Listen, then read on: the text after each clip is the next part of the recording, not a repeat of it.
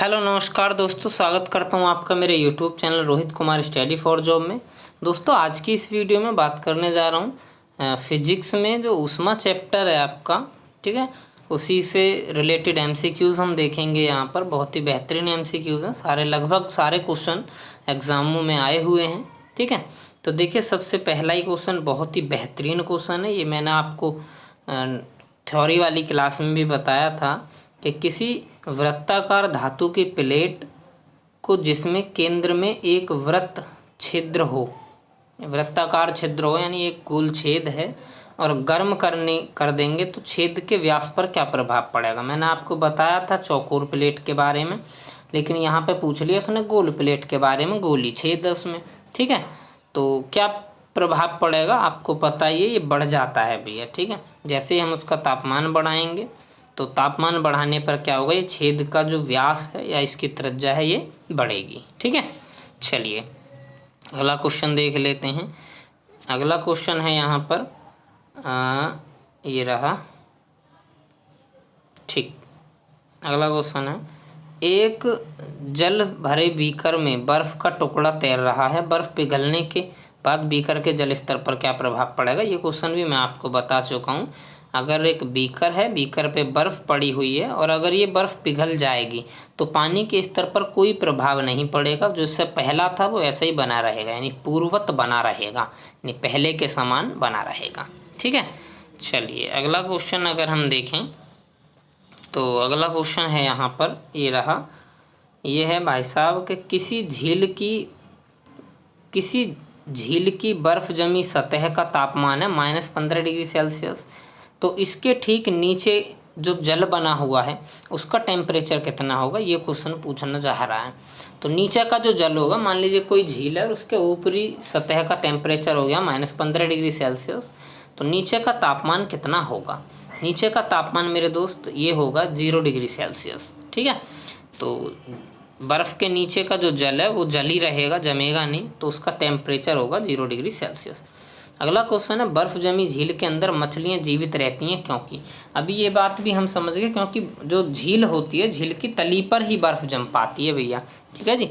झील की तली पर बर्फ़ जम पाती है लेकिन नीचे नहीं जम पाती, ठीक है। तो इसका सही आंसर देखें अगर हम, तो मछलियाँ नियततापी होती हैं, नहीं ये तो गलत है। मछलियाँ बर्फ़ में शीत निष्क्रिय हो जाती हैं, ये भी गलत है। झील की तली पर जल नहीं जम पाता, बिल्कुल सही है। अच्छा ऊपरी सतह, हाँ सॉरी तली बोल रहा था मैं। झील की जो ऊपरी सतह है उस पर क्या होता है, बर्फ़ जम जाती है, लेकिन जो निचली तली है उसकी झील की, उसमें बर्फ़ नहीं जम पाती, ये बिल्कुल सही आंसर है, ठीक है।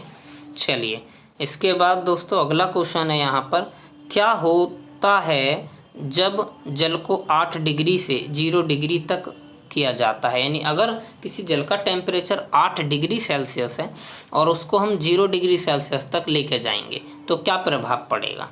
तो देखें यहाँ पर हम, तो जल का आयतन असमान रूप से कम होकर 0 डिग्री तक ठंडा हो जाएगा, ये बिल्कुल गलत बात है, क्योंकि हमने पढ़ा था आयतन के विषय में एक पॉइंट आता है 4 डिग्री सेल्सियस, एक पॉइंट आता है 4 डिग्री सेल्सियस, और 4 डिग्री पर क्या होता है, इसका आयतन बहुत ही कम, बहुत न्यूनतम होता है मेरे भाई, ठीक है। और 4 डिग्री पर इसका घनत्व जो होता है वो अधिकतम होता है, ठीक है। तो जल का घनत्व समान रूप से बढ़कर 0 डिग्री पर अधिकतम हो जाएगा, ये भी बिल्कुल गलत बात है, ये भी बिल्कुल गलत बात है, क्योंकि ये दोनों पॉइंट होते हैं 4 डिग्री पर। अब इन दोनों में से कोई एक आंसर सही होगा, वो हमें चेक करना है। देखिए जल का आयतन 4 डिग्री पर कम होता है और तब बढ़ता है, बिल्कुल सही बात है। 4 डिग्री तक तो ये होता जाएगा कम, उसके बाद ये बढ़ना शुरू कर देगा, यही बिल्कुल सही आंसर है, ठीक है भैया। यहाँ चौथा देखें अगर हम, जल का घनत्व 4 डिग्री तक कम होता है, नहीं भाई साहब 4 डिग्री तक तो बढ़ता है जल का घनत्व, तो ये भी गलत है, इसलिए सी इसका आंसर करेक्ट है भैया, ठीक है। चलिए अगला क्वेश्चन है, निम्नलिखित द्रवों में से ऊष्मा का सबसे अच्छा चालक कौन है। अच्छा ऊष्मा का सबसे अच्छा चालक कौन है, चालक कुचालक की बात आप सभी जानते होंगे, ठीक है। तो जल है या पारा है, ईथर है या एल्कोहल, तो सबसे अच्छा पारा हम बताएंगे, इसीलिए हम थर्मामीटर वगैरह में ज़्यादातर पारे का इस्तेमाल करते हैं, ठीक है भैया। चलिए इससे आगे की अगर हम बात करें तो अगला क्वेश्चन है आपका ये, ये रहा भाई साहब, क्वेश्चन कह रहा है आपसे कि पारसेक जो है, पारसेक्स के बने गिलास में गर्म पानी डालने पर वह नहीं चटकता है। पायरेक्स सॉरी होगा ये, पारसेक नहीं पायरेक्स होगा। पायरेक्स के बने गिलास में गर्म पानी डालने से वह नहीं चटकता है क्योंकि पायरेक्स, अब पायरेक्स क्या है, मजबूत पदार्थ है, बिल्कुल गलत बात है भैया, कांच ही तो होता है पायरेक्स, तो इतना मजबूत तो है नहीं। गर्म करने से अधिक प्रसारित नहीं होता, ये बिल्कुल सही बात है। ये जो पायरेक्स कांच है ना, अगर हम इसको गर्म करेंगे तो ये अधिक प्रसारित नहीं होता, प्रसारित मीन्स अधिक नहीं फैलता ये, ठीक है, इसलिए ये कांच नहीं टूट पाते, यही बिल्कुल सही बात है। ऊष्मा का सुचालक है, ये भी बिल्कुल गलत है। बाहर से और भीतर से समान रूप से प्रसारित होता है, ये भी बिल्कुल गलत बात है। इसका गर्म करने पर अधिक प्रसारित नहीं होता, ये करेक्ट आंसर हो जाएगा, ठीक है। चलिए इसके अगला क्वेश्चन है, रेफ्रिजरेटर या प्रशीतृत यानी फ्रीज की बात हो रही है यहाँ पर। फ्रीज उसमें सबसे ऊपर लगाया जाता है, जो फ्रीजर है रेफ्रिजरेटर का जो प्रशीतरक है यानी फ्रीजर होता है वो ऊपर लगाते हैं, क्यों, मैंने बताया था संवहन की प्रक्रिया द्वारा, ठीक है ना, कन्वेक्शन इसको बोलते हैं, कन्वेक्शन करंट के कारण, तो इसका आंसर हो जाएगा सी। ये क्वेश्चन मैं आपको थ्योरी वाली क्लास में बता चुका हूँ भैया। चलिए अगला क्वेश्चन है, निर्वातित विद्युत बल्ब में तंतु से कांच आवरण तक ऊष्मा संचारण किस प्रक्रिया से होती है। अच्छा ये जो क्वेश्चन है हम इसको, वैसे तो ये क्वेश्चन आपका ताप वाले क्वेश्चन में भी आता है, बाकी इसको हम किस में विद्युत वाले में भी पढ़ सकते हैं, ठीक है। तो इसका आंसर वैसे सी हो जाएगा, ठीक है जी। जो बल्ब है उससे कांच बल्ब है उसमें जो प्रसारित होती है, मैंने आपको बताया था सूर्य से यानी किरणों के माध्यम से जो उसमें ऊर्जा हमें या ऊष्मा हमें मिल रही होती है उसको विकिरण द्वारा हम कहते हैं, ठीक है।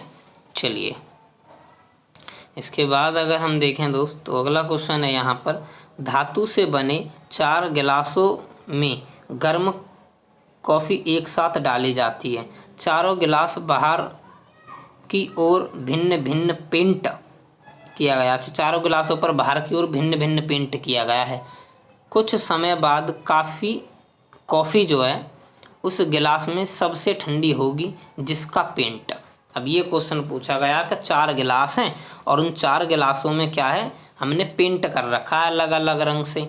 अभी रंग की बात वो कर रहे हैं किस रंग से कर रखा है, ठीक है। तो चारों में गर्म कॉफ़ी एक साथ डाली, अब पूछ रहे हैं कि किस जो है उसकी कफ की कॉफ़ी बहुत जल्दी ठंडी हो जाएगी। यह है आपका अपरिष्कृत सफ़ेद, अपरिष्कृत का मतलब है खुरदरा सफ़ेद रंग, यह चमकदार सफ़ेद रंग, अपरिष्कृत काला और यह चमकदार काला, ठीक है। तो किससे ऊष्मा जल्दी निकलेंगी भाई साहब, किससे ऊष्मा कौन सा कुछ समय बाद कॉफ़ी उस गिलास में सबसे ठंडी होगी, किस में जल्दी ठंडी होगी, कहने का मतलब है कुछ समय बाद भाई सभी की ठंडी होती जा रही होगी लेकिन सबसे जल्दी किसकी ठंडी होगी, सबसे ठंडी की यहाँ पर बात कर रहा है। तो भाई साहब मैंने आपको एक बात बताई थी कि अच्छे अवशोषक ही क्या होते हैं, अच्छे उत्सर्जक होते हैं, ठीक है जी। अच्छे अवशोषक ही क्या होते हैं, अच्छे उत्सर्जक होते हैं। इसलिए भाई साहब जो आपकी ये कॉफ़ी है ये जल्दी ठंडी किस में होगी, तो वो होगी इसमें खुरदरा रंग और काला रंग जो होगा इसमें बहुत जल्दी ठंडी होगी। अच्छा इसी में अगर हम गर्म रखें, ऐसी तली बर्तन बना लें और उस बर्तन के नीचे ऐसा खुरदरा काला रंग का पेंट कर दें तो ये जल्दी गर्म भी होगी इसी में कॉफ़ी, ठीक है, और जल्दी ठंडी भी इसी में होगी, ठीक है भैया। ये नियम है किरचॉफ का, इस बात को भी आप ध्यान रखना। चलिए अगला क्वेश्चन, वीडियो इसमें क्वेश्चन थोड़े से इसमें ब्लर हैं भाई, खैर कोई बात नहीं, मैं प्रयास करूँगा, अगर समझ में आएंगे आपके बस सुनते जाइए। अगर गर्म कॉफ़ी के प्याले को कमरे में धातु को मेज पर, भाई क्लियर क्वेश्चन समझ नहीं आ रहा, अगला क्वेश्चन देख लेते हैं। ये रहा, एक प्याले में चाय 90 डिग्री से 80 डिग्री तक 1 मिनट में ठंडी होती है और 70 डिग्री से 60 डिग्री तक ठंडा होने में कितना समय लगेगा।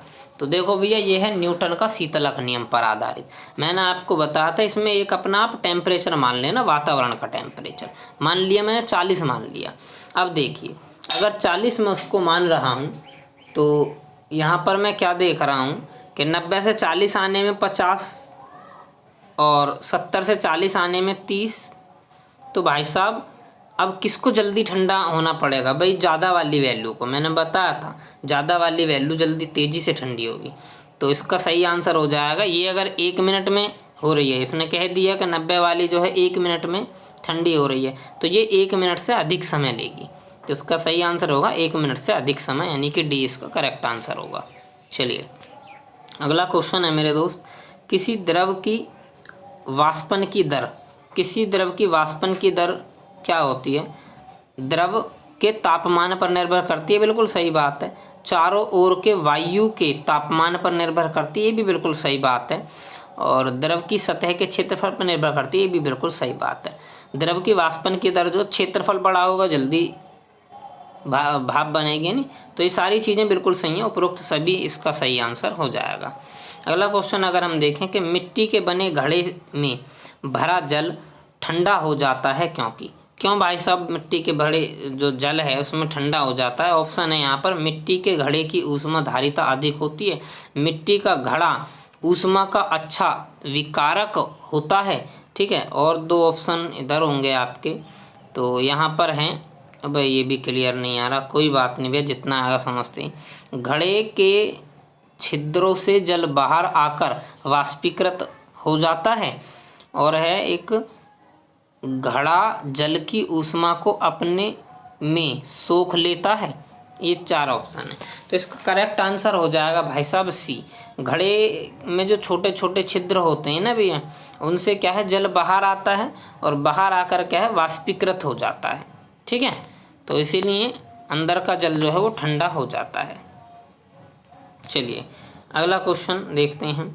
ग्रीष्म ऋतु में बिजली के पंखे के नीचे बैठने पर हमें सुख प्राप्त होता है क्यों? क्योंकि भाई साहब इसमें भी क्या होता है, वाष्पीकृत हो जाती है, हमारा पसीना जो है वाष्पीकृत हो जाता है, वही रीज़न इसका होगा। बिल्कुल सही, इसका दूसरा आंसर होना चाहिए। हमारे चारों ओर हवा में गति लाकर शरीर के पसीना वाष्पन में वृद्धि कर जाता है, यहाँ वाष्पीकृत होने लगता है, जिससे हमें ठंडक का अनुभव होने लगेगा, ठीक है। अगला क्वेश्चन अगर हम देखें, हमें अधिकतम पसीना तब आता है जब वायु का क्या होगा, तापमान अधिक हो और वह शुष्क हो, तापमान अधिक हो और वह आर्द्र हो। ये बिल्कुल सही आंसर है बी। हमें ज़्यादा पसीना जब आएगा जब तापमान तो हो अधिक और वह आर्द्र हो, ठीक है, आर्द्र हो भैया, तो उस समय पर हमें ज़्यादा पसीना आएगा। चलिए अगला क्वेश्चन है, तालाब में ऊपरी सतह पर जल गर्म दिनों में भी ठंडा रहता है क्यों? तालाब जो होती हैं उनमें ऊपरी सतह के जल की बात हो रही है कि गर्म दिनों में भी ठंडा होता है, क्यों होता है? तो सतह का जल वाष्पीकृत होता रहता है भैया, और परिणाम स्वरूप ठंडा हो जाता है। कभी भी आपको मैं एक वो बता देता हूँ फैक्ट, जब भी अगर वाष्पीकरण कहीं हो रहा होगा, वाष्पीकृत हो रहा होगी कोई चीज़, तो वो हमें ठंडक का अनुभव कराएगी, वहाँ हमें ठंडक महसूस होगी, ठीक है भैया, याद रखना इस बात को। चलिए अगला क्वेश्चन है, वायुमंडल द्वारा ग्रहण जल वाष्प की मात्रा वायु के ताप, अब ऑप्शन दिए हुए वायु के ताप पर निर्भर नहीं करती। क्या वायु के ताप पर निर्भर नहीं करती? वायुमंडल द्वारा ग्रहण की गई वाष्प की मात्रा तापमान पर निर्भर नहीं करती। चलो ये गलत है बिल्कुल। अब देखें, ताप में वृद्धि के साथ बढ़ सकती है। हाँ, अगर ताप में वृद्धि हो रही होगी तो ये जो है वाष्पीकरण की दर भी, इसकी मात्रा भी क्या हो रही होगी, बढ़ रही होगी। ये बिल्कुल सही आंसर है इसका दूसरा, ठीक है भैया, इसका दूसरा बिल्कुल करेक्ट आंसर है। चलिए अगला क्वेश्चन है मेरे दोस्त, आर्द्रता मापी यंत्र की सहायता से निम्नलिखित में से किसका मापन किया जाता है? आर्द्रता मापी से क्या नापेंगे यार, आप जानते हो आर्द्रता ही मापेंगे, आपेक्षिक आर्द्रता इसका सही आंसर हो जाएगा, ठीक है। अगला क्वेश्चन है जल का क्वथनांक। भाई साहब सब जानते होंगे वायुमंडलीय दाब पर निर्भर करता है। अगर वायुमंडल का दाब कम हो जाएगा तो क्वथनांक घट जाएगा, वायुमंडल का दाब अधिक हो जाएगा तो क्वथनांक बढ़ जाएगा। ठीक है भैया। चलिए अगला क्वेश्चन, निम्नलिखित में से किसे ऊर्जा सीधे प्राप्त की जाती है? किससे ऊर्जा सीधे प्राप्त की जाती है? तो भाई साहब आप जानते हो एक ही हमारे देवता जिनसे ऊर्जा हम सीधे रूप में प्राप्त करते हैं और ये है सूर्य देवता। ठीक है जी, तो इसका करेक्ट आंसर है सूर्य। अगला क्वेश्चन यहाँ देखते हैं हम दोस्त। अगला क्वेश्चन है यहाँ पर, ठंडे क्षेत्रों में जहाँ तापमान 0 डिग्री से भी नीचे चला जाता है, किसानों अपनी फसल को नुकसान से बचाने के लिए खेतों को पानी से भर देते हैं। क्यों भरते हैं भाई साहब पानी से? इस बात को समझना, क्योंकि पानी की जो विशिष्ट ऊष्मा होती है ना वो सर्वाधिक होती है। पानी की विशिष्ट ऊष्मा सर्वाधिक होने के कारण किसान जो खेत को पानी से भर देते हैं, तो भाई साहब उसमें पाला नहीं लगता। ठीक है, ये रीजन है। चलिए अगला क्वेश्चन है, जल के हिमीकरण के होने पर इसका तापमान। जल का जो हिमीकरण है, हिमीकरण का मतलब होता है भाई साहब जमनांक बिंदु, जमने वाला बिंदु है नी। तो जल का हिमीकरण इसके तापमान जल का हिमीकरण होने पर इसका तापमान घटता है क्या? चलिए ये तो है अपरिवर्तित रहता है क्या? ये बिल्कुल सही बात है। हिमीकरण होने पर क्या होता है, इसका तापमान जो होता है वो अपरिवर्तित रहता है। चलिए अगला क्वेश्चन देखते हैं। अगला क्वेश्चन है मेरे दोस्त, एक बीकर 4 डिग्री सेल्सियस पर पूर्णतः जल से भरा हुआ है, तो जल ऊपर से होकर बहने लगेगा यदि इसे, अब इसे पूछ रहे हैं कि यदि इसे क्या करें हम। ठीक है, तो यदि इसे 4 डिग्री से ऊपर गर्म करें तो बहने लगेगा क्या? दूसरी बात है यदि इसे 4 डिग्री से नीचे ठंडा करें तो बहने लगेगा क्या? या ए और बी दोनों? तो इसका सही आंसर हो जाएगा भाई साहब ए और बी दोनों। ठीक है, क्योंकि मैंने बताया था 4 डिग्री सेल्सियस पर जल का एक असामान्य परिवर्तन होता है। 4 डिग्री सेल्सियस पर क्या होता है इसमें कि भाई साहब इसका आयतन तो हो जाता है न्यूनतम और घनत्व हो जाता है अधिकतम। अब इससे या तो ऊपर कर लो या नीचे कर लो, पात्रता इसकी जो है वो बढ़ेगी भाई साहब, इसलिए बीकर से बाहर आने लगेगा। चलिए अगला क्वेश्चन हम अगर देखें तो धूप में उपयोग होने वाले छाते के रंग होना चाहिए। कैसा रंग होना चाहिए धूप में उपयोग होने वाले छाते का रंग की बात हम करें तो ये होना चाहिए भाई साहब, ऊपर से तो हो जाए सफ़ेद, ठीक है, और भीतर से हो ये जो है काला।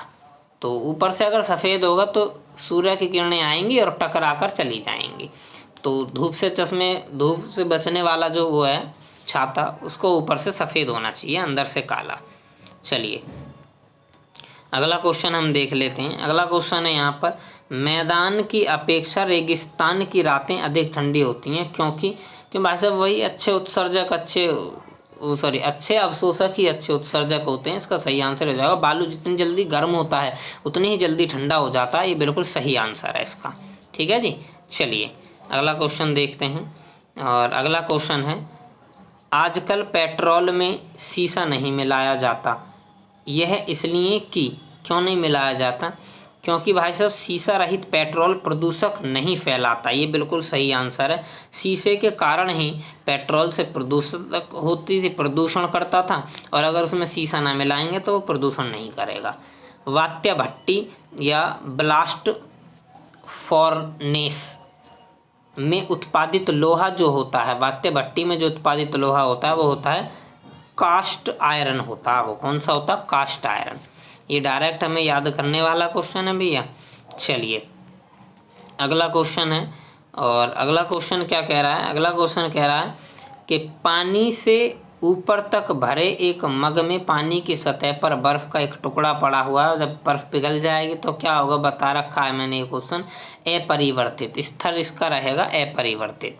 ठीक है, अगला क्वेश्चन अगर हम देखें तो अगला क्वेश्चन है मेरे भाई, किस तापमान पर जल का घनत्व अधिकतम होता है? भाई साहब अभी मैंने बताया था जल का घनत्व अधिकतम होगा 4 डिग्री सेल्सियस पर। ठीक है, तो इसका आंसर हो जाएगा बी। तो ये आपका क्वेश्चन है दोस्तों। चलिए खैर कोई बात नहीं। अच्छा एक और क्वेश्चन यहाँ पर है, हालांकि मैंने 30 ही लिए थे। वह ताप जिस पर किसी द्रव का वाष्प दाब बाह्य दाब यानी वायुमंडलीय दाब के बराबर होता है होगा। चलो इस क्वेश्चन को आप बताइएगा दोस्तों, क्या इसको हम कहेंगे, कमेंट में इसको बताना है। शायद कमेंट के लिए ये मैंने जोड़ा था। इस क्वेश्चन का आंसर आप मुझे कमेंट बॉक्स में बताएंगे। ठीक है, धन्यवाद दोस्तों।